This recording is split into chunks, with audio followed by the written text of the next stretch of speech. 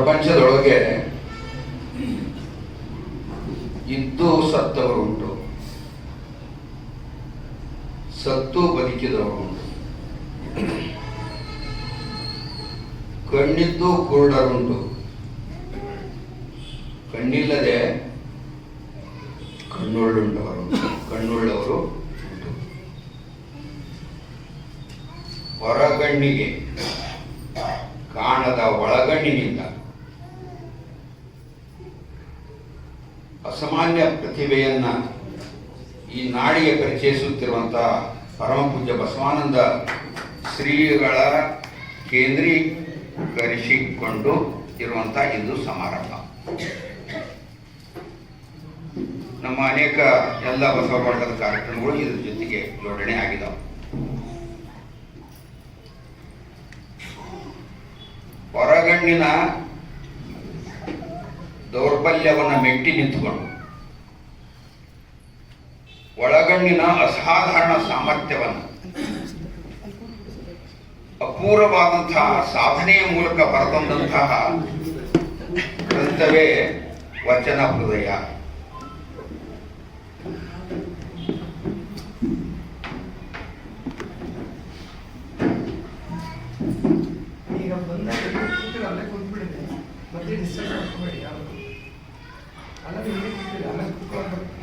ಒಳಗಣ್ಣಿನ ಶಕ್ತಿ ಸಾಮರ್ಥ್ಯ ಅಪ್ರತಿಮತೆಯನ್ನ ಸಾಕ್ಷೀಕರಿಸುವುದೇ ಈ ವಚನ ಹೃದಯ ಗ್ರಂಥ. ಅಂತಹ ಅಮೂಲ್ಯ ಗ್ರಂಥವನ್ನ ಇವತ್ತು ಬಿಡುಗಡೆ ಆಗ್ತಾ ಇದೆ. ಪರಮ ಪೂಜ್ಯ ಬಸವಾನಂದ ಮಹಾಸ್ವಾಮಿಗಳವರು ನನಗೆ ಪರಿಚಯ ಆಗಿದ್ದು ಡಾಕ್ಟರ್ ಬಸಯ್ಯ ಶಶಿಮಠ ಅವರಿಂದ. ಅಂದಿನಿಂದ ಹಿಡಿದುಕೊಂಡು ಇವತ್ತಿನವರೆಗೂ ನನಗೆ ಹೆಚ್ಚು ಕಡಿಮೆ 500 ಜನಕ್ಕೂ ಹೆಚ್ಚು ಜನ ಸ್ವಾಮಿಗಳು ಪರಿಚಯ ಅದ. ಆದರೆ ಅವರೆಲ್ಲ ಸ್ವಾಮೀಜಿಗಳಿಗಿಂತಲೂ ನನಗೆ ಅತ್ಯಂತ ಪರಮ ಪೂಜ್ಯರು ಯಾರಪ್ಪ ಅಂತಂದ್ರೆ ಬಸವಾನಂದ ಸ್ವಾಮಿಗಳು ಅಂತ. ಅದು ಯಾಕೆ? ಬಸವಾನಂದ ಶ್ರೀಗಳು ಆಧ್ಯಾತ್ಮಿಕ ಪ್ರವಚನಗಳ ಮೂಲಕ ಜ್ಞಾನ ದಾಸೋಹಿಗಳಾದರೆ, ನಿಸರ್ಗ ಚಿಕಿತ್ಸೆಯ ಮೂಲಕ ಆರೋಗ್ಯ ದಾಸೋಹಿಗಳಾಗಿದ್ದಾರೆ. ಸಾವಯವ ಕೃಷಿಯ ಮೂಲಕ ಕೃಷಿ ದಾಸೋಹಿಗಳಾದರೆ, ಮಳೆ ಕೊಯ್ಲು ಮುಖಾಂತರ ನಿಸರ್ಗ ದಾಸೋಹಿಗಳಾಗಿದ್ದಾರೆ. ಅಷ್ಟೇ ಅಲ್ಲದೆ ಗೋಬರ್ ಗ್ಯಾಸ್ ಬಳಕೆಯ ಮೂಲಕ ಇಂಧನ ದಾಸೋಹಿಗಳು ಕೂಡ ನಮ್ಮ ನಾಡಿಗೆ ಕೊಟ್ಟಂತಹ ಮಹಾ ದಾಸೋಹಿಗಳು ಪರಮ ಪೂಜ್ಯರು ಅಂತ ನಾನು ಹೆಮ್ಮೆಯಿಂದ ಹೇಳಿಕೊಳ್ಳಲಿಕ್ಕೆ ಇಷ್ಟಪಡ್ತೇನೆ. ಅವರು ರಚಿಸಿದಂತಹ ಈ ವಚನ ಹೃದಯ ಗ್ರಂಥ ಅವರ ಅಂತರಂಗದ ಒಳದನಿಯೇ ಆಗಿದೆ. ಅವರ ಅಂತರಂಗದ ಸತ್ವವೇ ಆಗಿದೆ. ಅವರು ಸುಮಾರು ಗ್ರಂಥಗಳನ್ನು ಬರೆದಿದ್ದಾರೆ. ಅವೆಲ್ಲ ಗ್ರಂಥಗಳಿಗಿಂತಲೂ ಒಂದು ವೈಶಿಷ್ಟ್ಯತೆಯನ್ನು ಹೊಂದಿರುವಂತಹ ಗ್ರಂಥ ಅಂದ್ರೆ ವಚನ ಹೃದಯ. ಪೂಜ್ಯರ ದೃಷ್ಟಿಯಲ್ಲಿ ವಚನದ ವೈಶಿಷ್ಟ್ಯಗಳು ಏನನ್ನೋದು ಅದೇ ಗ್ರಂಥದಲ್ಲಿ ಮೂಡಿ ಬಂದವು. ಒಂದನೇದು, ವಚನದಲ್ಲಿ ಏನೇನು ಇರುತ್ತೆ ಅನ್ನುವಂಥದ್ದನ್ನು ವಿವರಣೆ ಮಾಡಿದ್ದಾರೆ. ವಚನದ ಪ್ರಾರಂಭದಲ್ಲಿ ಒಂದು ಸಮಸ್ಯೆ, ಮೂಢನಂಬಿಕೆ, ಕಂದಾಚಾರ, ದುರ್ಬಲರ, ದಮನಿತರ ಸಮಸ್ಯೆಗಳನ್ನ ಹೇಳುವಂತ ವಿಷಯ ಇದ್ರೆ, ಎರಡನೆಯದಾಗಿ ಅದಕ್ಕೆ ತಕ್ಕನಾದಂತಹ ನಿಸರ್ಗದ ದೃಷ್ಟಾಂತಗಳನ್ನ, ಉದಾಹರಣೆಗಳನ್ನ ಕೊಟ್ಟಿರುತ್ತದೆ. ಈ ಸಮಸ್ಯೆಗಳನ್ನ ಪ್ರಶ್ನಿಸುವಂತಹದ್ದು ಮೂರನೇ ಅಂಗ ವಚನದಲ್ಲಿ ತಿಳಿಸುತ್ತದೆ. ಅಷ್ಟಕ್ಕೆ ಬಿಡೋದಿಲ್ಲ. ನಮ್ಮ ಸ್ವಭಾವ ಅಂತಂದ್ರೆ ಸಮಸ್ಯೆಗಳನ್ನ ಹೇಳೋದೇ ನಮ್ಮ ಉದ್ಯೋಗ. ಆದರೆ ಬಸವಾದಿ ಶರಣರು ಹಾಗೆ ಮಾಡಿಲ್ಲ. ಸಮಸ್ಯೆಗಳನ್ನ ಹೇಳಿ ಅದಕ್ಕೆ ಪರಿಹಾರಗಳನ್ನು ಸಹಿತ ಅವರು ನಮಗೆ ಕೊಡ್ತಾರೆ ವಚನಗಳಲ್ಲಿ. ಕೊನೆಯದಾಗಿ ಬರುವಂತಹದ್ದು ಏನಪ್ಪಾ ಅಂದ್ರೆ, ವೈಶಿಷ್ಟ್ಯಪೂರ್ಣವಾದಂತಹ ವಚನ ಅಂಕಿತದಿಂದ ಮುಕ್ತಾಯ ಆಗುತ್ತೆ ವಚನಗಳು. ಈ ಪೂಜ್ಯರು ವಿಶ್ಲೇಷಣೆ ಮಾಡಿದಂತಹ ವಚನಗಳ ವೈಶಿಷ್ಟ್ಯತೆ ಇದೆ. ಇನ್ನು ವಚನ ಸಾಹಿತ್ಯದ ಬಗ್ಗೆ ಗುರುಗಳು ಯಾವ ರೀತಿ ಯಾವ ಗ್ರಂಥದಲ್ಲಿ ವಿಶ್ಲೇಷಣೆ ಮಾಡ್ತಾರೆ? ಆತ್ಮ ಕಲ್ಯಾಣ ಮತ್ತು ಲೋಕ ಕಲ್ಯಾಣದ ಗುರಿಯನ್ನು ಇಟ್ಟುಕೊಂಡು ಹುಟ್ಟಿದಂಥ ಸಾಹಿತ್ಯ ವಚನ ಸಾಹಿತ್ಯ. ಸಮಗ್ರ ವಿಶ್ವದ ವಿಕಾಸದ ಉದ್ದೇಶವನ್ನ ಇಟ್ಟುಕೊಂಡು ಹುಟ್ಟಿದಂತಹ ಅನುಭವ ಸಾಹಿತ್ಯ ವಚನ ಸಾಹಿತ್ಯ. ವಿಶ್ವದ ಸಮಗ್ರ ಪರಿವರ್ತನೆಯನ್ನ ರೂಪಿಸುವಂತಹ ವ್ಯವಸ್ಥೆಯನ್ನ ಕೊಡುವಂತಹ ಸಾಹಿತ್ಯ ಅಂತಂದ್ರೆ ಅದು ವಚನ ಸಾಹಿತ್ಯ. ವಚನಗಳಲ್ಲಿ ಪ್ರಪಂಚದಲ್ಲಿರುವಂತಹ ಎಲ್ಲ ವಿಷಯಗಳ ಬಗ್ಗೆ, ಅದರಲ್ಲಿ ಇಂಥ ವಿಷಯಗಳು ಇಲ್ಲ ಅನ್ನುವಂತಹ ವಿಷಯನೇ ಇಲ್ಲ. ಎಲ್ಲ ಬದುಕಿನ ಸಜೀವ ನಿರ್ಜೀವ ಜೀವಿಗಳ ಎಲ್ಲ ಸಮಸ್ಯೆಗಳಿಗೂ ಪರಿಹಾರವನ್ನು ಪ್ರತಿಪಾದಿಸಿಕೊಂಡು ತಮ್ಮ ವಚನಗಳಲ್ಲಿ ಹೇಳ್ತಾರೆ.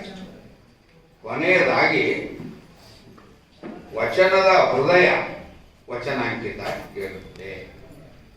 ಬಹಳ ಚಂದ ಅನ್ನು ವರ್ಣಿಸ್ತಾರೆ. ಇಡೀ ವಿಶ್ವದ ಸಾಹಿತ್ಯದ ಹೃದಯ ವಚನ ಸಾಹಿತ್ಯ ಆದರೆ ವಚನಗಳ ಹೃದಯ ವಚನಾಂಕಿತ ಅಂತ ಹೇಳಿ ಅವರ ವಿಶ್ಲೇಷಣೆ ಮಾಡ್ತಾರೆ. ಎಷ್ಟು ಆನಂದ ಕೊಡುವಂಥ ವಾಕ್ಯ ನೋಡಿ. ಇನ್ನೊಮ್ಮೆ ರಿಪೀಟ್ ಮಾಡ್ತೇನೆ ನಾನು. ವಿಶ್ವದ ಎಲ್ಲ ಸಾಹಿತ್ಯದಲ್ಲಿ ಹೃದಯ ಯಾವುದಪ್ಪ ಅಂತಂದ್ರೆ ವಚನ ಸಾಹಿತ್ಯ. ವಚನಗಳಲ್ಲಿಯ ಹೃದಯ ಯಾವುದಪ್ಪ ಅಂದ್ರೆ ವಚನಾಂಕಿತ ಅಂತ ಹೇಳಿ ಅವರು ಅಂತಿಮವಾದಂಥ ಒಂದು ನಿರ್ಣಯವನ್ನು ಅದರಲ್ಲಿ ಕೊಡ್ತಾರೆ. ಇನ್ನು ಹೃದಯ ಅನ್ನುವಂಥ ಶಬ್ದ ಬಳಕೆ ಮಾಡಿದ್ದಾರೆ. ಹೃದಯ ಎಷ್ಟು ಮಹತ್ವದ್ದು, ಎಷ್ಟು ವೈಶಿಷ್ಟ್ಯದಿಂದ ಕೂಡೈತದು ಅಂತಂದ್ರೆ, ಮರೆದು ನುಡಿದು ತಲ್ಲಣಿಸುವಂಗೆ ಅವನ ಹೃದಯವೇ ಸಾಕ್ಷಿ ಅಂತ ಹನುಮಂತರು ಹೇಳ್ತಾರೆ. ನಾವು ಸಾಮಾನ್ಯ ಭಾಷೆಯಲ್ಲಿ ಏನಾದರೂ ಸತ್ಯವನ್ನ ಹೇಳೋಕೆ ನೀನು ಸುಳ್ಳು ಹೇಳಬಾರ್ದು ಅನ್ನೋದಕ್ಕೆ ಮಾಡಿ ನೀನು ನಿಧಿ ಮುಟ್ಕೊಂಡು ಹೇಳಬಾರ್ದು. ಅದೇನು ಹೃದಯವೇ ಆತ್ಮ ಸಾಕ್ಷಿ ಅನ್ನುವ ರೀತಿಯಲ್ಲಿ ನಮ್ಮ ವಾಡಿಕೆಯಲ್ಲಿ ಅದು ಜನಜನಿತವಾದ. ಇನ್ನು ವೈಜ್ಞಾನಿಕವಾಗಿ ಈ ದೇಹದಲ್ಲಿ ಸುಮಾರು 20 ರಿಂದ 40 ಟ್ರಿಲಿಯನ್ ಅಂದರೆ 20 ದಶಲಕ್ಷ ಕೋಟಿ ಇಂದ 40 ದಶಲಕ್ಷ ಕೋಟಿ ಜೀವಕೋಶಗಳು ಈ ದೇಹದಲ್ಲಿದೆ. ನಾವು ಈ ದೇಹದ ಬಗ್ಗೆ ಕಾಳಜಿನ ಮಾಡೋದಿಲ್ಲ, ಅದ್ರ ಕಡೆ ನೋಡೋದೇ ಇಲ್ಲ. ನಮ್ಮ ದೇಹದ ಕಡೆ ಎಷ್ಟು ನೋಡಿದೇವೆ ಅಂದ್ಕೊಂಡು ನಮ್ಮನ್ನೇ ನಾವು ಪರೀಕ್ಷೆ ಮಾಡ್ತೀವಿ. ಅದಕ್ಕೆ ಪ್ರಸಾದ ಕಾಯ ಅಂತ ಶರಣರು ಕರೀತಾರೆ. ಅಂತಹ ಅದ್ಭುತವಾದಂತಹ ಶರೀರಕ್ಕೆ ಅಷ್ಟೊಂದು 30 ಲಕ್ಷ ಕೋಟಿ ಜೀವಕೋಶಗಳಿಗೆ ಶುದ್ಧ ರಕ್ತವನ್ನ ಸರಬರಾಜು ಮಾಡೋದು ಯಾವುದಪ್ಪ ಅಂದ್ರೆ ಹೃದಯ. ನಾವು ಸಾಮಾನ್ಯವಾಗಿ ಬಳಕೆ ಮಾಡ್ತೀವಿ ತನು ಶುದ್ಧ, ಮನಶುದ್ಧ, ಭಾವಶುದ್ಧ. ಮಾಡಿದ್ರೆ ಒಂದು ನಿಮಿಷ ನಿಂತ್ರೆ ಏನಾದರೂ ನಾವು ಬದುಕಕ್ಕೆ ಸಾಧ್ಯ ಇದೆಯಾ? ಎಂದು ಹುಟ್ಟಿದೆಯೋ ನಾವು ಕೊನೆಯ ಕ್ಷಣದವರೆಗೂ ಅದು ಕೆಲಸ ಮಾಡ್ತಿರ್ತೈತಿ. ಎಲ್ಲ ಈ ಜೀವಕೋಶಗಳಿಗೆ ಶುದ್ಧ ರಕ್ತವನ್ನು ಒದಗಿಸಿರ್ತೈತಿ. ಅಷ್ಟೊಂದು ಮಹತ್ವಪೂರ್ಣವಾದಂತ ಅಂಗ ಅದು ನಮ್ಮ ದೇಹಕ್ಕೆ. ಅದಕ್ಕಾಗಿ ಆ ಹೃದಯಕ್ಕೆ ವಿಶೇಷತೆ ಇದೆ.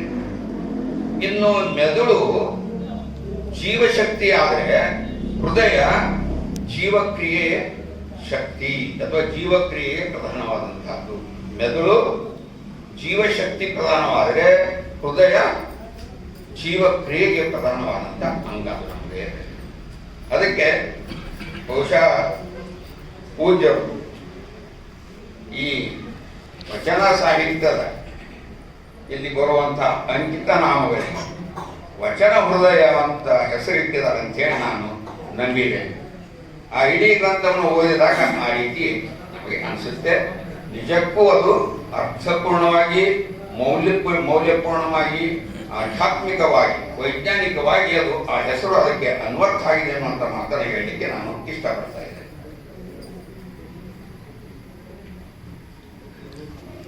ಇನ್ನು ವಚನಾಂಕಿತಗಳ ಸ್ವಲ್ಪ ಇತಿಹಾಸವನ್ನು ನೋಡೋಣ. ಪ್ರಪಂಚದಲ್ಲಿ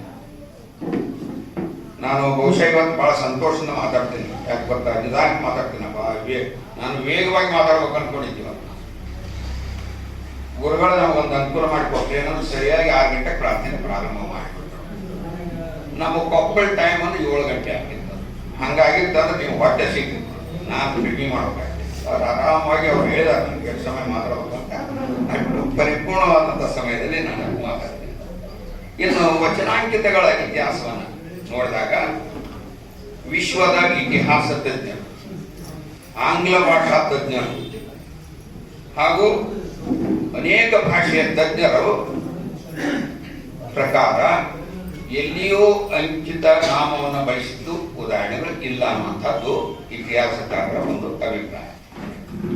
ಇನ್ನು ಪ್ರಾಚೀನ ಭಾಷೆಯಾದ ಸಂಸ್ಕೃತದಲ್ಲಿ ರಚನೆಯಾದಂತಹ ವೇದ, ಉಪನಿಷತ್ತು, ಆಗಮ, ಪುರಾಣ ಇಂಥ ಮುಂತಾದ ಗ್ರಂಥಗಳಲ್ಲಿ ಕೂಡ ಅಂಕಿತ ನಾಮವನ್ನು ಇಟ್ಟುಕೊಂಡು ಬರೆದಂಥ ವಿಷಯ ಕಂಡು ಬರೋದಿಲ್ಲ. ಇನ್ನು ಮೂರನೇದು ಪ್ರಾಕೃತ ಭಾಷೆಯಿಂದ ಹುಟ್ಟಿದಂತಹ ಪಾಲಿ ಮತ್ತು ಅರ್ಧಮಾಗಧಿ ಭಾಷೆಯಲ್ಲಿರುವ ಬೌದ್ಧ ಮತ್ತು ಜೈನ ಸಾಹಿತ್ಯದಲ್ಲಿನೂ ಇಂತಹ ಉದಾಹರಣೆಗಳು ಕಂಡುಬರೋದಿಲ್ಲ. ಅದೇ ರೀತಿಯಾಗಿ ಪ್ರಾಚೀನ ಭಾಷೆಯಾದಂತಹ ತಮಿಳಿನಲ್ಲಿ ರಚನೆ ಆದಂತಹ ತಿರುವಳ್ಳುವಾರ್ ಅನ್ನುವಂತಹ ಗ್ರಂಥದಲ್ಲಿನೂ ಕೂಡ ಈ ಅಂಕಿತನಾಮ ಕಂಡು ಬರೋದಿಲ್ಲ. ಇನ್ನು ವಚನ ಸಾಹಿತ್ಯಕ್ಕೂ ಮೊದಲು ರಚನೆಯಾದಂತಹ ಕವಿರಾಜ ಮಾರ್ಗ, ಒಡ್ಡಾರಾಧನೆ, ಪಂಪರನ್ನರ ರಚನೆಗಳಲ್ಲೂ ಕೂಡ ಇಂಥ ಉದಾಹರಣೆಗಳು ಕಂಡು ಬರುವುದಿಲ್ಲ ಅನ್ನುವಂತಹ ಅಂಶವನ್ನ ಪರಮ ಪೂಜ್ಯರು ಶೋಧನೆ ಮಾಡಿದ್ದಾರೆ. ನಿಜಕ್ಕೂ ಇದೊಂದು ದೊಡ್ಡ ಸಂಶೋಧನಾತ್ಮಕ ಗ್ರಂಥನೇ ಅನ್ಬೇಕು ನಾವಿದ್ದೀವಿ. ಆಮೇಲೆ ಅಷ್ಟೇ ಅಲ್ಲದೆ ಯುರೋಪಿನ ಪ್ರಾಚೀನ ಭಾಷೆಗಳಾದ ಲ್ಯಾಟಿನ್, ಗ್ರೀಕ್, ಇಂಗ್ಲಿಷ್, ಫ್ರೆಂಚ್ ಮುಂತಾದ ಪಾಶ್ಚಿಮಾತ್ಯ ಭಾಷೆಗಳ ಸಾಹಿತ್ಯದಲ್ಲೂ ಕೂಡ ಇದು ನಮಗೆ ಕಂಡು ಬರೋದಿಲ್ಲ ಅಂತ ಆಂಗ್ಲ ಪ್ರಾಧ್ಯಾಪಕರು ಅದನ್ನ ಅಭಿಪ್ರಾಯಪಡ್ತಾರೆ. ಈ ರೀತಿಯಾಗಿ ಅಂಕಿತ ನಾಮಗಳು ಇದರಿಂದ ಏನನ್ಸುತ್ತಂದ್ರೆ ಇದನ್ನೆಲ್ಲವನ್ನು ಶೋಧನೆ ಮಾಡಿ ಆ ವಿವರಣೆಯನ್ನು ಕೊಡ್ತಾ ಒಂದು ನಿರ್ಧಾರವನ್ನ ನಮಗೆ ಕೊಡ್ತಾರೆ ಪರಮ ಪೂಜ್ಯರು. ಏನಪ್ಪಾ ಅಂತಂದ್ರೆ ಅಂಕಿತಗಳು ಪ್ರಾರಂಭವಾಗಿದ್ದು ಕರ್ನಾಟಕದ ಕಲ್ಯಾಣದಲ್ಲಿ, ಅನುಭವ ಮಂಟಪದಲ್ಲಿ ಬಸವಾದಿ ಶರಣರಿಂದಲೇ ಪ್ರಾರಂಭ ಆಗಿದೆ ವಚನಾಂಕಿತ. ಇದೇ ಮೊಟ್ಟ ಮೊದಲು ಅನ್ನುವಂಥದ್ದನ್ನು ಅವರು ಸಿದ್ಧ ಮಾಡಿ ಈ ಗ್ರಂಥದಲ್ಲಿ ತೋರಿಸಿದ್ದಾರೆ. ಇನ್ನು ಅಯ್ಯ ಭಕ್ತಿಗೆ ಗೀಡಾದುದು ಕಲ್ಯಾಣ 36 ವರ್ಷ. ಅಯ್ಯ ಅನುಭವಕ್ಕೆ ಶಿವಸದನವಾದುದು 27 ವರ್ಷ. ಅಯ್ಯ ಹಿಂದಿನ ಅನಂತನುಭವ ಹಿಂದಿನಂತೆ ಭಕ್ತಿ ಇಲ್ಲ. 3 ಮಾಸದೊಳಗಾಗಿ ಇಲ್ಲಿ ಆಡಲು ಭಯವಿಲ್ಲ ಕೇಳಯ್ಯ ಕೂಡಲ ಸಂಗಮ ದೇವ. ಈ ವಚನವನ್ನ ಯಾಕೆ ಇಲ್ಲಿ ತೆಗೆದುಕೊಂಡಿದೆ ಅಂದ್ರೆ ಈ ವಚನ ಸಾಹಿತ್ಯದ ಚರ್ಚೆಯ ಜೊತೆಗೆ ವಚನಾಂಕಿತಗಳ ಚರ್ಚೆನೂ ಕೂಡ ಅನುಭವ ಮಂಟಪದಲ್ಲಿ ಆಗಿತ್ತು ಅನ್ನೋದಕ್ಕೆ ಇದು ಒಂದು ನಮಗೆ ಆಧಾರ. ಯಾಕಂದ್ರೆ ಪ್ರತಿನಿತ್ಯವೂ ತಮ್ಮ ಕಾಯಕದಲ್ಲಿ ಇರುವಂತಹ ವಿಷಯಗಳನ್ನು ಚರ್ಚೆ ಮಾಡ್ತಾ ತಮ್ಮ ಸಾಧನೆಗಳ ಮೂಲಕ ಅನುಭವದ ಮೂಲಕ ಬಂದಂತಹ ವಿಷಯಗಳನ್ನೇ ವಚನಗಳಾಗಿ ಪರಿವರ್ತನೆ ಆಗಿದೆ. ಆ ಒಂದು ಕಾರಣದಿಂದ ಈ ವಚನಾಂಕಿತಗಳು ಅನುಭವ ಮಂಟಪದಲ್ಲಿ ಚರ್ಚೆ ಆಗಿದೆ ಅನ್ನುವಂಥದ್ದು ಬಹಳ ಮಹತ್ವದ ಸಂಗತಿ. ಹಾಗಾದ್ರೆ ಇದನ್ನು ಯಾಕೆ ಸಂಶೋಧಕರು ಗುರುತಿಸಲಿಲ್ಲ ಅನ್ನುವಂಥದ್ದು ಬಹಳ ಮುಖ್ಯ. ಇಲ್ಲಿ ಪರಮ ಪೂಜ್ಯರೇನು ಒಳ್ಳೆ ಒಂದು ಬಹಳ ಅತ್ಯುತ್ತಮ ವಿಷಯವನ್ನು ಕಂಡುಹಿಡಿತಾ ಇದ್ರಲ್ಲಿ. ಇದುವರೆಗಿನ ಇತಿಹಾಸಕಾರರು, ಇದುವರೆಗಿನ ಶರಣ ಸಾಹಿತಿಗಳು, ಇದುವರೆಗಿನ ಶರಣ ತತ್ವ ಸಂಶೋಧಕರು ಈ ಅಂಶವನ್ನ ಬಗ್ಗೆ ಎಲ್ಲಿಯೂ ಹೇಳಿಲ್ಲ ಅನ್ನುವಂಥದ್ದು ಬಹಳ ವಿಶೇಷ. ಅದಕ್ಕೆ ನಮ್ಮ ಗುರುಗಳು ನಾವು ಕಂಡಿದ್ದವರು ಓದಿ ತಿಳ್ಕೊಳ್ಳಕ್ಕಾಗಿಲ್ಲ, ಅವರ ಅಂತಃಚಕ್ಷುವಿಗೆ ಅವರ ಪ್ರಜ್ಞೆಗೆ ಬಂದಿದೆಯಲ್ಲ, ನಿಜಕ್ಕೂ ಅದೊಂದು ವಿಶೇಷವಾದಂತಹ ಅಂಶ.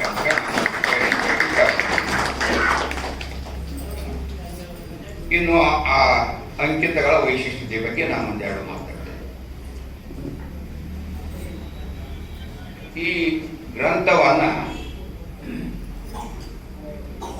ಓದೋಕ್ಕಿಂತ ಮೊದಲು, ವಚನಾಂಕಿತಗಳಿಗಿಂತ ಮೊದಲು ನಾವು ಅಲ್ಲಿ ಪರಮ ಪೂಜ್ಯ ಮೈಸೂರಿನ ಸುತ್ತೂರು ಶ್ರೀಗಳು, ಬಾಲಿಕೆಯ ಡಾಕ್ಟರ್ ಬಸವಲಿಂಗ ಪಟ್ಟತಿಯವರು, ಗದಗಿನ ತೋಟದ ಸಿದ್ದರಾಮ ಮಹಾಸ್ವಾಮಿಗಳು ಮತ್ತು ಶ್ರೇಷ್ಠ ಶರಣ ಸಾಹಿತಿಗಳಾದಂಥ ಗೋರು ಚನ್ನಬಸಪ್ಪನವರು ತಮ್ಮ ಅಂಕಣಗಳನ್ನು ಆಶೀರ್ವಾದ ರೂಪದಲ್ಲಿ, ಭಿನ್ನ ರೂಪದಲ್ಲಿ, ಸಂದೇಶ ರೂಪದಲ್ಲಿ ಕೊಟ್ಟಿದ್ದಾರೆ.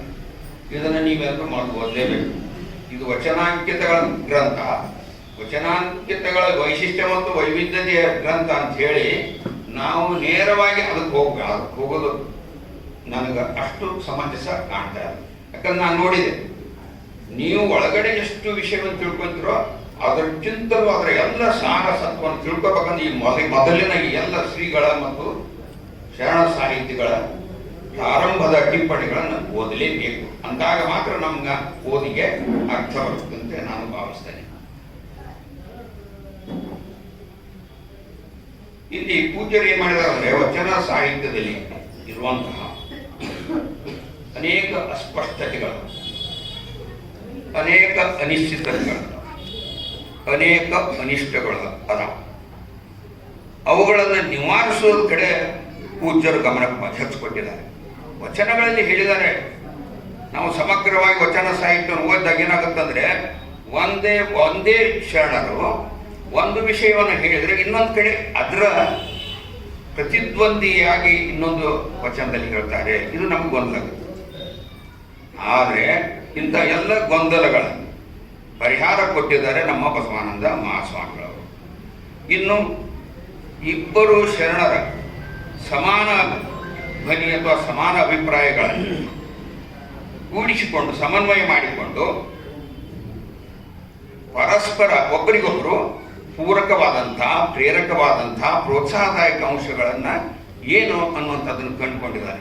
ಇದರಿಂದ ಏನಾಗುತ್ತಂದ್ರೆ, ವಚನ ಸಾಹಿತ್ಯವನ್ನು ಓದುವಾಗ ಶರಣರು ಒಬ್ಬರಿಗೊಬ್ಬರು ಎಷ್ಟು ಸಮನ್ವಯವನ್ನು ಕಾಯ್ದುಕೊಂಡಿದ್ರು, ಅವರು ಎಷ್ಟು ಒಬ್ಬರಿಗೊಬ್ಬರು ಪ್ರೇರಕ ಆಗಿದ್ರು, ಒಬ್ಬರಿಗೊಬ್ಬರು ಎಷ್ಟು ಪೋಷಣೆಯನ್ನ ನೀಡಿದ್ರು ಅನ್ನುವಂಥದ್ದು ನಮಗೆ ಮನವರಿಕೆ ಆಗುತ್ತೆ.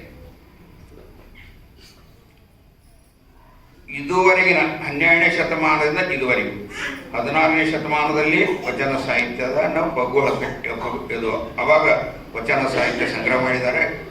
ಈ 20ನೇ ಶತಮಾನದಲ್ಲಿ ಬಗ್ಗುಳ ಕಟ್ಟಿಯವರು ಸಂಪಾದನೆ ಮಾಡಿದ್ದಾರೆ. ನಂತರ ಕರ್ನಾಟಕ ಸರ್ಕಾರದಿಂದ MM ಕಲಬುರ್ಗಿಯವರು ಎಲ್ಲ ತಜ್ಞರ ಸಮಿತಿಯಿಂದ ಈಗಾಗಲೇ 4 ಆವೃತ್ತಿಗಳಲ್ಲಿ ವಚನ ಸಂಪುಟ ಪ್ರಕಟಣೆಯಾಗಿದೆ. ಅವನ್ನೆಲ್ಲ ನೋಡಿದಾಗಿ ಎಲ್ಲಿಯೂ ವಚನಾಂಕಿತಗಳ ವಿಶ್ಲೇಷಣೆ ಕಂಡು ಬರೋದಿಲ್ಲ. ಬಹಳ ವಿಶೇಷ ಇದೆ. ಅವುಗಳನ್ನ ಅದರ ವೈಶಿಷ್ಟ್ಯ ಏನು, ನಾವೇನು ಸಾಮಾನ್ಯವಾಗಿ ಏನು ಅನ್ಕೊತೀವಿ, ಕೂಡಲ ಸಂಗಮ ಅಂದ್ಕೊಳ್ಳೆ, ಕೂಡಲ ಸಂಗಮ ಐತಲ್ಲ ಲಿಂಗ, ಅದನ್ನ ಬಸವಣ್ಣ ಅಂಕಿತನ ಮಾಡ್ಕೊಂಡಿದ್ದ. ಇಲ್ಲಿ 2 ಉದಾಹರಣೆ ಕೊಡ್ಲಿಕ್ಕೆ ಇಷ್ಟಪಡ್ತೇನೆ. ಗುಹೇಶ್ವರ ಅನ್ನುವಂಥ ಒಂದು ಅಂಕಿತನಾಮ. ಇದು ಯಾರದರಪ್ಪ ಅಂಕಿತನಾಮ? ಅದನ್ನ ಶಬ್ದ ಬಿಡಿಸಿದ್ರೆ ಏನಾಗುತ್ತ? ಗುಹೆ ಗುಡ್ಡಗಾಡನಲ್ಲಿರುವಂತ ಗುಹೆ ಅಲ್ಲ, ಪರಮಾತ್ಮ ವಾಸಿಸುವ ಹೃದಯವೆಂಬ ಗುಹೆ. ಅದರ ಈಶ್ವರ ಯಾರಪ್ಪ? ಯಾರು? ಪ್ರಾಣವನ್ನು ಕೊಟ್ಟವರು ಯಾರು? ನಮಗೆ ಉಸಿರನ್ನು ಕೊಟ್ಟವರು ಯಾರು? ಜೀವವನ್ನು ಕೊಟ್ಟವರು ಯಾರು? ವಿಶ್ವಾತ್ಮ ಪರಮಾತ್ಮ. ಅವನನ್ನು ಉದ್ದೇಶಿಸಿ ಗುಹೇಶ್ವರ ಇದೆ ಅನ್ನೋದು. ಇದೇ ರೀತಿಯ ಎಲ್ಲ ವಚನಾಂಕಿತಗಳು ಏನ್ ಮಾಡಿದಾರ ಅಂತಂದ್ರೆ, ಈ ಸೃಷ್ಟಿಕರ್ತ ಪರಮಾತ್ಮನನ್ನ ಕಾಣುವಂತ ವಿಧಾನ ಅದು ಯಾವುದು? ಶಿವಯೋಗ. ವ್ಯಕ್ತಿಯಿಂದ ಸಮಷ್ಟಿ ಅಂದ್ರೆ ವ್ಯಕ್ತಿಯಿಂದ ಪರಮಾತ್ಮನ ಅರ್ಥ ಸಾಗುವಂತಹದ್ದು. ಆಮೇಲೆ ನಾವು ಲಿಂಗ ಹೋಗಿ ಅಂಗ ಹೋಗಿ ಲಿಂಗ ಆಗುವಂತಹದ್ದು. ಲಿಂಗಾಂಗ ಸಾಮರಸ್ಯ, ಲಿಂಗಾಂಗ ಯೋಗವನ್ನ ಸಾಧನೆ ಮಾಡಿಕೊಳ್ಳುವಂತಹ ಆದರ್ಶಪ್ರಾಯವಂತ ತತ್ವದ ಆಧಾರದ ಮೇಲೆ ಈ ವಚನಾಂಕಿತಗಳು ರಚನೆ ಆಗಿದ್ದಾವೆ ಅನ್ನುವಂತಹ ದನ್ನ ಬಸವಾನಂದ ಮಹಾಸ್ವಾಮಿಗಳು ಇದರಲ್ಲಿ ವಿವರಿಸಿದ್ದಾರೆ. ಅದನ್ನೇ ಜಗತ್ತಿನ ಆಗುಹೋಗುಗಳು ಯಾವುದಪ್ಪ? ಸೃಷ್ಟಿ, ಸ್ಥಿತಿ, ಲಯ. ಈ ಇಡೀ ಪ್ರಪಂಚದಲ್ಲಿ 3 ಕ್ರಿಯೆಗಳು ನಡೀತವೆ ಅವಾಗ. ಇವೆಲ್ಲವುಗಳನ್ನ ನಿರ್ಣಯ ಮಾಡೋದು, ಇವು ಎಲ್ಲವುಗಳಿಗೆ ಆಜ್ಞೆ ಕೊಡೋದು, ನಿರ್ದೇಶಿಸೋದು, ಇವು ಎಲ್ಲವುಗಳನ್ನ ನಿರ್ವಹಣೆ ಮಾಡೋದು ಯಾವುದಪ್ಪ ಅಂತಂದ್ರೆ ಅದು ವಿಶ್ವಾತ್ಮ. ಅವನ ನಮ್ಮಲ್ಲಿರುವಂಥ ಜೀವಾತ್ಮ ಮತ್ತು ಆ ವಿಶ್ವಾತ್ಮನೊಂದಿಗೆ ಸಂಬಂಧ ರೂಪವಾಗಿ ಈ ವಚನ ಅಂಕಿತಗಳು ಹೊರಹೊಮ್ಮಿವೆ ಎನ್ನುವಂತಹ ಅಭಿಪ್ರಾಯವನ್ನು ಬಸವಾನಂದ ಸ್ವಾಮಿಗಳು ಇಲ್ಲಿ ಹೇಳಿಕೊಂಡು ಬಂದಿದ್ದಾರೆ.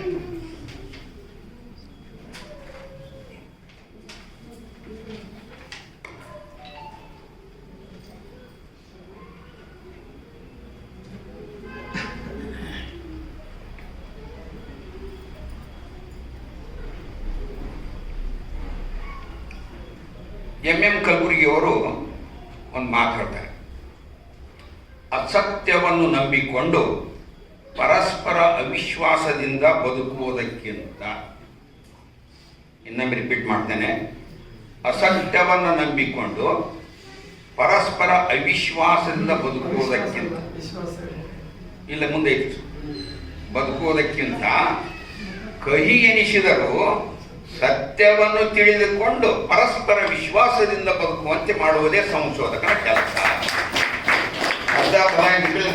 ರಿಪೀಟ್ ಮಾಡೋದಂಗೆ ಹೇಳಲ್ಲ, ಎಷ್ಟು ಅದ್ಭುತವಾದಂತ, ಯಾಕಂದ್ರೆ ಅವ್ರು ಸಂಶೋಧಕರು, ಅದರ ಅನುಭವ ಐತ ಅಂತ ಕೇಳಿದ್ರು. ಇಲ್ಲಿ ಇದನ್ನು ಯಾಕೆ ನಾನು ತಗೊಂಡಿದ್ದೆ ಅಂದ್ರೆ, ಇನ್ನ ಅಸತ್ಯವನ್ನು ನಂಬಿಕೊಂಡು ಪರಸ್ಪರ ಅವಿಶ್ವಾಸದಿಂದ ಬದುಕುವುದಕ್ಕಿಂತ ಕಹಿ ಎನಿಸಿದರೂ ಸತ್ಯವನ್ನು ತಿಳಿದುಕೊಂಡು ಪರಸ್ಪರ ವಿಶ್ವಾಸದಿಂದ ಬದುಕುವಂತೆ ಮಾಡುವುದೇ ಸಂಶೋಧಕನ ಕೆಲಸ. ಸಂಶೋಧಕನ ಕರ್ತವ್ಯ ಹೇಳ್ತಾರೆ. ಇದನ್ನ ಯಾಕೆ ನಾವು ಹುಡುಕಿಕೊಂಡೆ ಅಂದ್ರೆ, ಬಸವಾನಂದ ಸ್ವಾಮಿಗಳು ಮಾಡಿದ್ದೇನಪ್ಪ ಅಂದ್ರೆ ಸುಮ್ಮನೆ ಒಂದು 4 ಪುಸ್ತಕ ಓದಿ ಅಧ್ಯಯನ ಮಾಡಿದ್ದ ಅಷ್ಟೇ ಅಲ್ಲ, ಇದು ಸಂಶೋಧನೆ. ಇಡೀ ಗ್ರಂಥ ಸಂಶೋಧನೆಯಿಂದನೇ ಹೊರಬಂದಂಥದ್ದು ಅನ್ನುವ ದೃಷ್ಟಿಯಿಂದ ನಾನು ಇದನ್ನು ಉದಾಹರಣೆ ತಗೊಂಡಿದ್ದೇನೆ. ಅಷ್ಟೇ ಅಲ್ಲ, ಸ್ವಾಮೀಜಿಯವರು ಇಲ್ಲಿ ಏನು ಪ್ರತಿಪಾದನೆ ಮಾಡಿದಾರೋ ಸತ್ಯವನ್ನು ಪ್ರತಿಪಾದನೆ ಮಾಡಿದ್ದಾರೆ, ಸತ್ಯದ ದರ್ಶನ ಮಾಡಿಕೊಟ್ಟಿದ್ದಾರೆ. ಇದುವರೆಗೂ ಮಾಡಿದಂಥ ಸಂಶೋಧಕರ ಕೆಲಸಕ್ಕಿಂತಲೂ ಒಂದು ಹೆಜ್ಜೆ ಮುಂದೆ ಹೋಗಿ ಪೂಜ್ಯರು ಈ ಸಾಧನೆಯನ್ನು ಮಾಡಿದ್ದಾರೆ ಅನ್ನುವಂಥದ್ದನ್ನು ಹೆಮ್ಮೆಯಿಂದ ಕೇಳ್ಕೊತೇನೆ. ಇಲ್ಲಿ ನಾವು ಗಮನಿಸಬೇಕಾದಂಥ ವಿಷಯಗಳು, ಶರಣರ ಘನತೆಗೆ ಕುಂದು ಬರಬಾರದು. ಇವತ್ತು ನೋಡ್ತೀವಿಲ್ರಿ ನಾವು, ಯಾವುದಾದ್ರು ಪುಸ್ತಕ ಬಂತಲ್ರಪ್ಪ, ವಚನ ದರ್ಶನ, ಒಂದು ಸಿನಿಮಾ ಬಂತು, ಯಾವುದ್ರಪ್ಪ, ಶರಣ ಶಕ್ತಿ. ಅವು ಸತ್ಯದಿಂದ ಕೂಡಿದಂಥ ಗ್ರಂಥನ ಅಥವಾ ಸತ್ಯದಿಂದ ಕೂಡಿದ ಚಲನಚಿತ್ರನ, ಸುಳ್ಳಿನ ಸರಮಾಲೆಗಳು, ಕಲ್ಪನೆಯ ಲೋಕದಲ್ಲಿ ತೇಲಾಡುವಂಥವಲ್ಲ. ಅದಕ್ಕೆ ಅದನ್ನು ಮಾಡೋದ್ರಿಂದ ಏನಾಗುತ್ತಂದ್ರೆ ಶರಣೆಯರಿಗೆ ಮತ್ತು ವಚನದ ಸಾಹಿತ್ಯಕ್ಕೆ ಅಪಮಾನವಾಗುವಂತಹ ಕೆಲಸ ಅದು ಆಗಬಾರದು ಅನ್ನುವಂಥದ್ದು ಸ್ಪಷ್ಟವಾಗಿ. ಶರಣರ ಘನತೆಗೆ ಕುಂದು ಬರುವಂಥ ಕೆಲಸವನ್ನು ಯಾರೂ ಮಾಡಬಾರದು ಅನ್ನುವಂಥದ್ದನ್ನು ಬಸವಾನಂದ ಸ್ವಾಮಿಗಳು ಹೇಳ್ತಾರೆ. ಎರಡನೇದು, ಪುರಾಣ ಪವಾಡಗಳಂತೆ ಕಲ್ಪನೆ ಮತ್ತು ಭ್ರಮೆಗಳಿಂದ ಕೂಡಿರಬಾರದು, ಕಲ್ಪನೆ ಮತ್ತು ಭ್ರಮೆಗೊಳಗಾಗಬಾರದು. ಮೂರನೇದು, ಪೂರ್ವಾಗ್ರಹ ಪೀಡಿತ ಮತ್ತು ಅಸೂಯೆಗಳಿಂದ ಕೂಡಿರಬಾರದು. ಬಸವ ತತ್ವ ಪ್ರಪಂಚಾದ್ಯಂತ ಈಗ ವ್ಯಾಪಿಸ್ತಾ ಇರೋದನ್ನ ನೋಡಿ ಅಸೂಯೆ ಪಟ್ಟ ಇವೆಲ್ಲ ಹೊರಗಡೆ ಬಂದಿದ್ದು. ಇನ್ನೂ ದಿನನಿತ್ಯ ನಡೀತಾ ಇದೆ. ದಿನನಿತ್ಯ ನಾ ವಾಟ್ಸಪ್ ನೋಡೋದು ಬಿಟ್ಟಿದ್ದೀನಿ. ಯಾಕೆ ಬಿಟ್ಟಿದ್ದೀನಿ ಅಂದ್ರೆ, ನೀವು ಯಾವ್ದಾರ ಪೋಸ್ಟಿಂಗ್ ತಗೊಳ್ರು, ಯಾವ್ದಾದ್ರು ಒಂದು ಸಂದೇಶ ತಗೊಳ್ಳಿ, ಮೊದಲು ಏನು ಹೇಳ್ತಾರ ಅನ್ನೋ ದಾರಿ ನಮ್ಮ ವಚನ ಸಾಹಿತ್ಯ ಹೊಗಳ್ತಾರ, ನಮ್ಮ ಶರಣರು ಹೊಗಳ್ತಾರ ಅನ್ನೋಂಗ ಬರ್ತೈತೆ. ಕೊನೆಗೆ ಏನು ತಗೊಂತಾರ ತಗೊಂಡು ಸನಾತನಕ್ಕೆ ಅಂಟಿಸಿರ್ತಾರ, ಇಲ್ಲ ಯಾವ್ದಾರ ಮೂಢನಂಬಿಕೆ ಅಂಟಿಸಿರ್ತಾರ, ಯಾವ್ದಾರ ಒಂದು ಕಂದಾಚಾರಕ್ಕೆ ಅಂಟಿಸಿರ್ತಾರ. ಅದನ್ನ ನಮ್ಮವರೇ ಪೋಸ್ಟಿಂಗ್ ಮಾಡ್ತಾರೆ. ದಯವಿಟ್ಟು ವಿನಂತಿ ಮಾಡ್ತೇನೆ, ನಾನು ಅಂಥವೆಲ್ಲ ಕಂಡಾಗ ನಾನು ಆಗಲೇ ಹೇಳ್ತೇನೆ, ಇದನ್ನು ಗಮನಿಸಿ ಅಂತ ಹೇಳಿ ಹಾಕಿರ್ತೇನೆ. ನಮ್ಮ ಎಲ್ಲ ಬಳಸಾಗಿ ದಯವಿಟ್ಟು ಹೇಳ್ತೇನೆ, ಸೂಕ್ಷ್ಮವಾಗಿ ಗಮನಿಸ್ರಿ. ಯಾವುದೇ ಪೋಸ್ಟಿಂಗನ್ನು ನೀವು ಫಾರ್ವರ್ಡ್ ಮಾಡಬೇಕಾದ್ರೆ ಅದರಲ್ಲಿ ಸತ್ಯ ಇರಬೇಕು. ಪರಮ ಪೂಜ್ಯರು ಇದೇ ಸಂದೇಶ ಕೊಡಲಿಕ್ಕೆ ಈ ಗ್ರಂಥದಲ್ಲಿ ಅನೇಕ ವಿಷಯಗಳನ್ನು ಪ್ರಸ್ತಾಪ ಮಾಡಿದ್ದಾರೆ. ಇನ್ನು ಜನಪ್ರಿಯತೆಯ ಹುಚ್ಚು, ಆ ಹುಚ್ಚಿನಾಗ ಮನ ಬಂದಂತೆ ಬರೆಯೋದ್ರ ಮನುಷ್ಯ ಶಿಕ್ಷಕಂಗ ಯಾವ್ಯಾವ ಭಾಷೆಯೊಳಗೆ ಬರೆಯೋದು ಅದನ್ನು ಮಾಡಬಾರ್ದು ಅಂತೇಳಿ ಪರಮ ಪೂಜ್ಯರು ಈ ಗ್ರಂಥದಲ್ಲಿ ಸ್ಪಷ್ಟವಾಗಿ ತಮ್ಮ ಅಭಿಪ್ರಾಯವನ್ನು ಸ್ಪಷ್ಟೀಕರಿಸಿದ್ದಾರೆ. ಸತ್ಯವೇ ಮೇಲೋಗರವಾಗಿ ನಿಜತತ್ವವೇ ಸವಿಯಾಗಿ ಅಂತ ಅಲ್ಲಂಪ್ರಭುಗಳು ಹೇಳ್ತಾರೆ. ಮೋಳಿಗೆ ಮಹದೇವರು ಹೇಳ್ತಾರೆ, ಸತ್ಯವೆಲ್ಲಿದ್ದಿತ್ತು ಅಲ್ಲಿ ತಪ್ಪದೆ ಇಪ್ಪೆ ನೀನು ಅಂತ. ಅಂದ್ರೆ ಪರಮಾತ್ಮ ಎಲ್ಲಿರ್ತಾನಪ್ಪ ಅಂದ್ರೆ ಸತ್ಯ ಇದ್ದಲೇ ನಾನು ಪರಮಾತ್ಮ ಇರ್ತೀಯ ನೀನು ಅಂತ. ಇಲ್ಲಿ ಈ ಗ್ರಂಥದಲ್ಲಿ ಪರಮ ಪೂಜ್ಯರು ನಿಜತತ್ವವನ್ನೇ ಪ್ರತಿಪಾದಿಸಿದ್ದಾರೆ, ಸತ್ಯವನ್ನೇ ಪ್ರತಿಪಾದಿಸಿದ್ದಾರೆ. ಶರಣರ ಘನತೆಯನ್ನು ಹೆಚ್ಚಿಸುವಂತ, ವಚನ ಸಾಹಿತ್ಯದ ಘನತೆ ಹೆಚ್ಚಿಸುವಂತ ರೀತಿಯಲ್ಲಿ ಈ ಗ್ರಂಥವನ್ನು ರಚನೆ ಮಾಡಿದ್ದಾರೆ ಅಂತ ಹೇಳಿ ನಾನು ಹೇಳಲಿಕ್ಕೆ ಇಷ್ಟಪಡ್ತೇನೆ. ಇನ್ನು ಗ್ರಂಥದ ವಚನಾಂಕಿತಗಳ ವಿಶೇಷತೆಗಳನ್ನು ಮಾತಾಡ್ಕೊಂಡು ಅದನ್ನು ಬೆಳಗಾಗ ಕೊಡ್ತೇನೆ. ಒಂದು ನೀವು ಹೇಳಿರಂತ ಇಲ್ಲ, ಇನ್ನು ನೀವು ಹೇಳೋದು ಭಾಳ ಇದ್ರಿ ಬಿಟ್ಬಿಡಿ ನಾವು. ವಚನಾಂಕಿತಗಳ ವಿಶೇಷಗಳು ಏನೇನದಾವ, ವಚನ ಸಾಹಿತ್ಯದ ಆಂತರಿಕ ದರ್ಶನ ಇದೆ ಇದರಲ್ಲಿ. ವಚನಾಂಕಿತಗಳ ಬಗ್ಗೆ ವಿನೂತನ ದೃಷ್ಟಿಕೋನ ಇದೆ.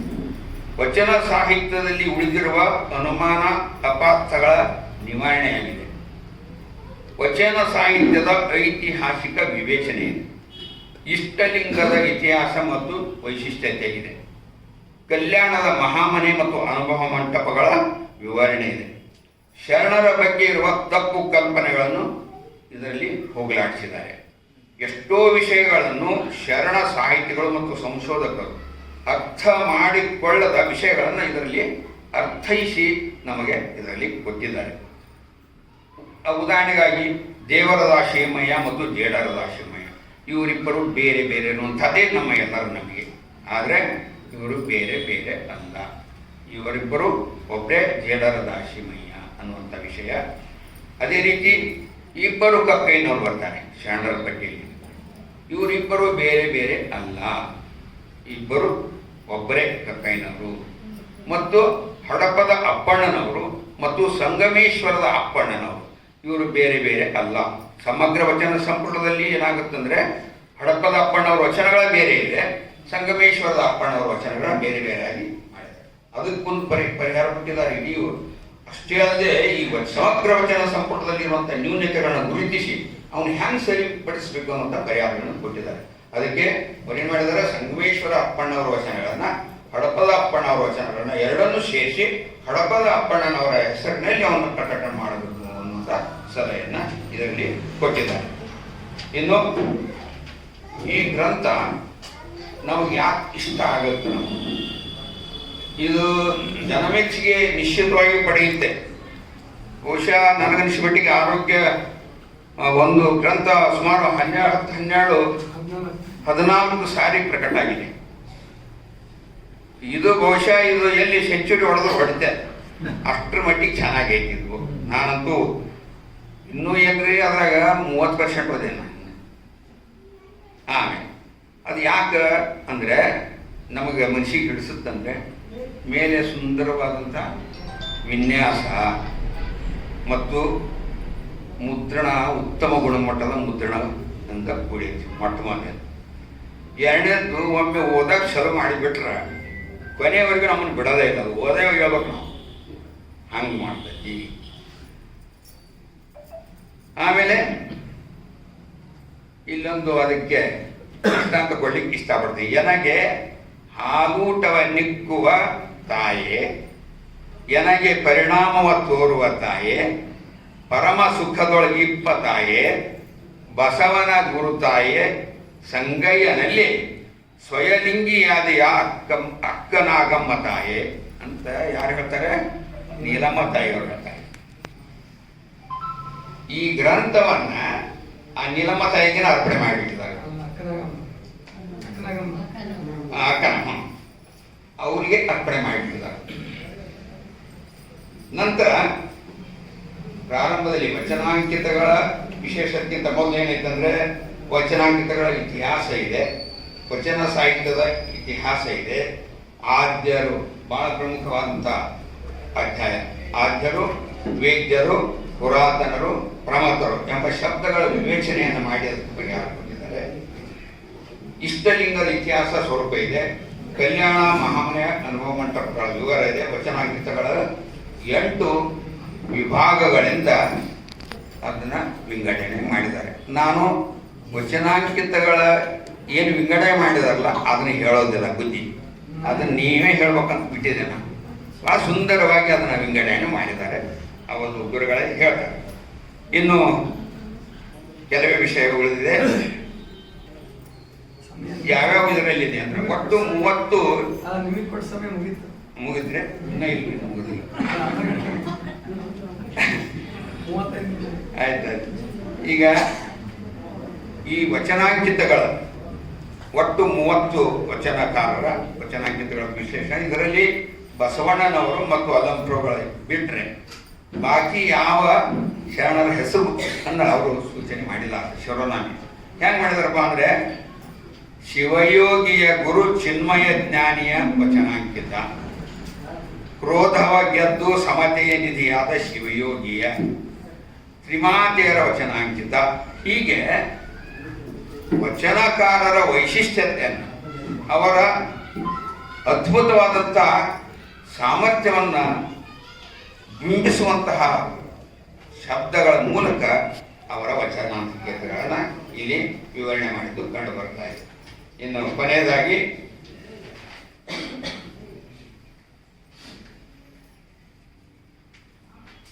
ಅರಿದೈದು ನಿಮ್ಮ ನೆನೆವ ಪರಿಕರ ಹೊಸತು ಅಲಂಪ್ರಭು ಹೇಳ್ತಾರೆ.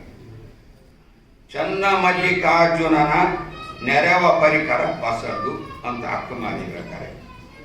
ಇದು ಹೊಸತು ಚೋದ್ಯವಿ ಸರಳ ಪರಿನೋಡ ಅಂತ ಹೇಳಿ ಗುರಿಲಿಂಗ ದೇವರು ಹೇಳ್ತಾರೆ. ಆತನ ಪಥ ಲೋಕಕ್ಕೆ ಹೊಸತು ಅಗ್ಗವಣಿ ಹಂಪೈನವ್ರು ಹೇಳ್ತಾರೆ. ಲೋಕದ ಪಥವಾತನಿಗೆ ಹೊಸತು ಎಲ್ಲರ ಎಲ್ಲಂತಲ್ಲ ನಿನ್ನ ಪರಿ ಹೊಸತು ಅಂತ ಹೇಳಿ ಸಿದ್ದರಾಮೇಶ್ವರರು ಹೇಳ್ತಾರೆ. ಇವೆಲ್ಲ ಮಾತಿನಂತೆ ಈ ಗ್ರಂಥ ಸಂಪೂರ್ಣವಾಗಿ ಹೊಸತನದಿಂದ ಕೂಡಿದಂಥ ಗ್ರಂಥ ಅಂತೇಳಿ ನಾನು ಹೆಮ್ಮೆಯಿಂದ ಹೇಳಲಿಕ್ಕೆ ಇಷ್ಟಪಡ್ತಾ ಇದ್ದೇನೆ. ಇದನ್ನು ಪ್ರತಿಯೊಬ್ಬರು ಓದಬೇಕು, ಪ್ರತಿಯೊಬ್ಬರ ಮನೆಯಲ್ಲಿ ಇರಲೇಬೇಕಾದಂಥ ಪೂರ್ವ ಗ್ರಂಥ. ಆಮೇಲೆ ಈ ವಚನ ಗ್ರಂಥಗಳು ಇಲ್ಲಿಯೇ ನಿಮಗೆ ಲಭ್ಯವಾಗುತ್ತವೆ. ಮತ್ತು ಅದಕ್ಕೆ ನೀವು ನೀಡುವ ಹಣ ಎಲ್ಲಿಗೆ ಹೋಗ್ತೈತೆ ಅಂದ್ರೆ ಗುರುಲಿಂಗ ಜಂಗಮ ಸೇವೆಗೆ ಗುರುಗಳು ಅದನ್ನು ಅರ್ಪಣೆ ಮಾಡ್ತಾರೆ. ಆಮೇಲೆ ಈ ಗ್ರಂಥವನ್ನು ಪಡೆದುಕೊಂಡು ಓದಿ ನಾವು ಪುನೀತರಾಗೋಣ. ಗುರುಗಳಂತೂ ಅದ್ಭುತ ಸಾಧನೆಯನ್ನು ಮಾಡ್ಯಾರ, ಸಂಶೋಧಕರು ಆಗ್ಯಾರ, ಇದ್ರಾಗ ಪುನೀತರು ಆಗಿದ್ದಾರೆ, ಪುಣ್ಯವಂತರಾಗಿದ್ದಾರೆ, ಭಾಗ್ಯವಂತರಾಗಿದ್ದಾರೆ. ಅವರ ನೆರಳಿನಲ್ಲಿ ನಾವು ಅವರಂತೆ ಆಗೋಣ ಅನ್ನುವಂಥ ಮಾತನ್ನು ಹೇಳ್ತಾ, ಭಿನ್ನ ಭಿನ್ನವಾಗಿ ಆಯಾ ಲಿಂಗಕ್ಕೆ ಸಮರ್ಪಣೆ ಮಾಡುವಾತನೇ ಮಹಾಪ್ರಸಾದಿಯಯ್ಯ ಶರಣ ಮಹಾಲಿಂಗ ಶಶಿಮೌಳಿ ಸದಾಶಿವರು ಈ ರೀತಿ ಹೇಳ್ತಾರೆ. ಇದರಂತೆ ಪರಮ ಪೂಜ್ಯರು ಲಿಂಗಕ್ಕೆ, ಜಂಗಮಕ್ಕೆ, ಗುರುವಿಗೆ ಸಮರ್ಪಿಸಿ ಈ ಗ್ರಂಥವನ್ನು ಸಮರ್ಪಿಸಿ ಮಹಾಪ್ರಸಾದಿಗಳೇ ಆಗಿದ್ದಾರೆ ಅನ್ನುವಂಥ ಮಾತು ಮೂಲಕ ಈ ನನ್ನ ಮಾತುಗಳನ್ನು ಮುಗಿಸ್ತೇನೆ.